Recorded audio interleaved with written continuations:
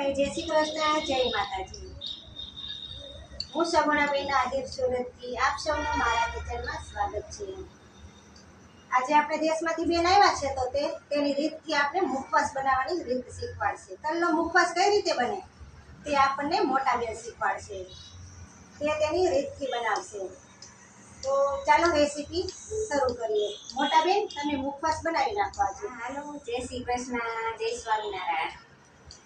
હાલો, આપણે મુખવાસ બનાવવાની તૈયારી કરીએ। હાલો, આપણે પહેલાં છે ને ગેસ ચાલુ કરીએ।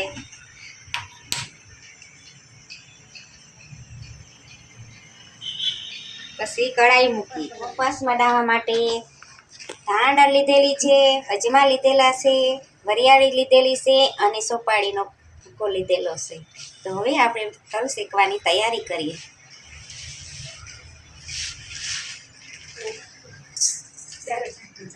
હાલો, તલને મેં 2 કલાક પલાળી દીધા હતા હળદર મીઠું નાખીને।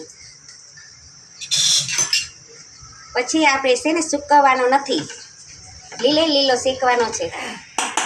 તલ આપણે 2 કલાક હળદર મીઠામાં પલાળી દીધા હતા, પછી આપણે કલાક 1 સૂકવ્યા। પછી આપણે ભીના તલ શેકવાના છે। આપણે 5 મિનિટ શેકવાની છે એટલે શેકાઈ જશે।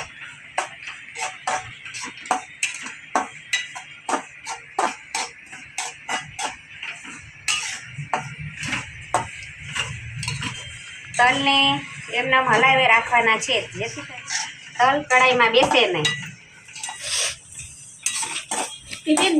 ભીના તલ શેકવાના?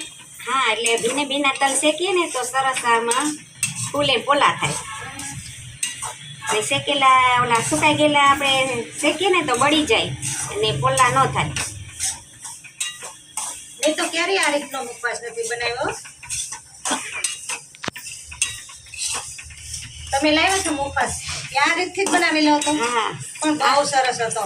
આ જ રીતના હતો। પછી તલમાં જ નમક નાખીએ, વરિયાળીમાં નમક નહીં ભેળવાનું, એ વરિયાળી એમનો મત શેકીને ભેળવી દેવાની। તલ બધાય ફૂટી જાય અને હરવો થઈ જાય, શેકાઈ જાય એટલે આપણે હરવાશ લાગે। તલ શેકાઈ જાય એટલે હળવા થઈ જાય, હળવા થઈ જાય પાણી બધું બળી જાય ને એટલે માનવાનું કે શેકાઈ ગયા તલ। હાલો, આપણા તલ શેકાઈ ગયા। બહુ મસ્ત તલ શેકાઈ ગયા હો, ભીના જતા તોય સરસ શેકાઈ ગયા। હવે આપણે બીજા તલ શેકી નાખીએ।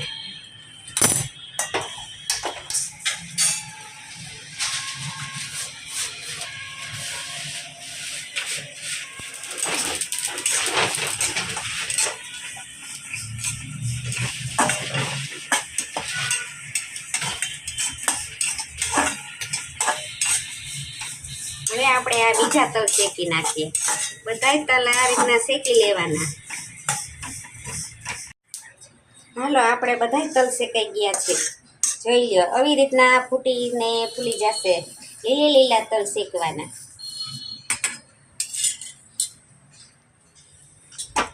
હવે આપણે વરિયાળી શેકી લઈએ, એને પલાળી નથી, એમને કોરી શેકવાની। હાલો, આપણે વરિયાળી શેકીએ।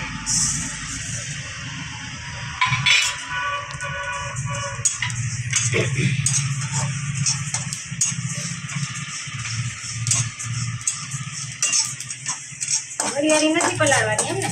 ના, વરિયાળી નહીં પલાળવાની, કેમ કે તલમાં નમક આપણે ભેળવી દીધું હોય।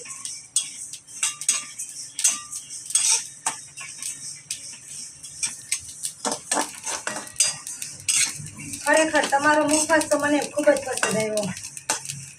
બધાએ ઘરમાં વખાણો તમારો મુખવાસ। એવું છે બેન। અજમા આપણે પેટમાં શું ફાયદો કરે? આપણે આ મુખવાસમાં આપણે અજમો ખાઈએ ને ત્યારે આપણે ગેસ, એસિડિટી કોઈ વસ્તુ થતી નથી, એટલે અજમો તો ફરજિયાત મુખવાસમાં ભેળવવાનો।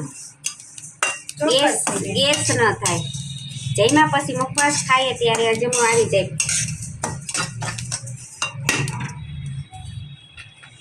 આપણે આપણે તલની હારે જ મિક્સ કરવાનું છે.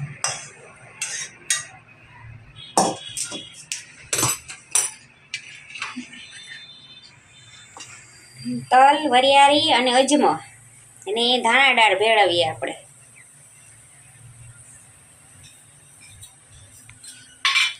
અને આ સોપારીનો ભૂકો છે એ મિક્સ કરીએ. 5 સામગ્રી છે, એનો મુખવાસ તમે આ રીતના બનાવજો ચોક્કસ. હવે આપણે એને મિક્સ કરી નાખીએ. હાથ વડે જ મિક્સ કરવાનો એટલે સરસ મિક્સ થઈ જાય.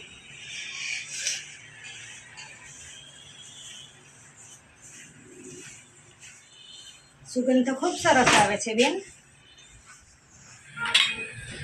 આપણો મુખવાસ તૈયાર થઈ ગયો છે. તો આ રીતે તમે પણ બધા બનાવજો. તમને મારી રેસીપી સારી લાગી હોય તો લાઈક શેર કરજો ચોક્કસ. બરાબર? જો બેન મુખવાસ ચાખવો જોઈએ કેવો લાવું ચેક કરીને મને કહો. સુગંધ તો ખૂબ સારી આવે છે, ખાવાની તો મજા આવી જાય. નંબર 1 મુખવાસ હો. એ સરોજબેનનો બનાવેલો મુખવાસ, એની તો વાત જ શું કરવી. આ રીતે તમે બનાવજો.